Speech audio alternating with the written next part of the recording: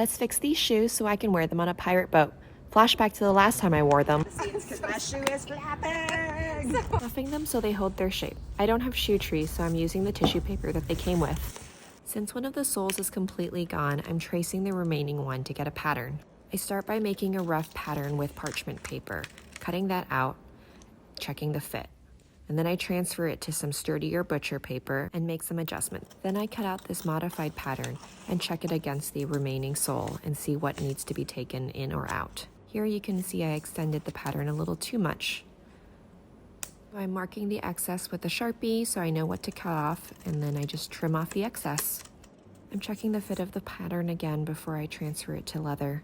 Looks pretty good. For the replacement sole, I'm using this really thick leather that I have left over from when I made medieval turn shoes. Transfer the pattern with the stylus, and this leather is quite thick, so it takes me a little bit to cut it out with scissors. Quick visual check to make sure they match. They look good. Skiving the edges. The original sole is thinned out towards the heel, so I do the same thing. The leather section I picked is quite fleshy, so I'm using gum trag to smooth it out, and then I burnish the sides as well. Time to start gluing. I start with the sole that's still partially on because it seems a little bit easier. I'm using barge contact cement and carefully applying an even layer to both sides. Remember to have adequate ventilation and a respirator. Time to stick both sides together, making sure they both have really strong contact. To help this, I decided to wrap the shoe because I wasn't really sure how to hold the two pieces together otherwise.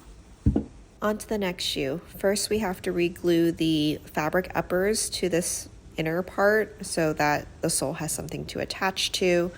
Hit it with the rubber mallet for good measure, but be careful not to hit your own thumb like I did. I love these plastic spatulas for contact cement because the glue will peel right off after it's dried. Carefully spread an even layer of contact cement to the leather sole and to the bottom of the shoe. Then I slowly and carefully attach the sole to the shoe, starting at the heel, taking my time to really line it all up, because once that contact cement comes in contact, it's pretty secure. As you can see, I really took my time with this, but it's worth it. In my attempt to maintain pressure between the sole and the shoe so that the contact cement could dry securely, I wrapped it and used this C-clamp. I let the glue dry for 24 hours, and this is afterwards. The original sole is on the left, and my new sole is on the right. They're a pretty good match. The real test will be whether they can be worn, so let's try them on. I wore these all day on a pirate ship event, and the soles held up so far. I'm pretty pleased with how these turned out for not knowing anything about cobbling.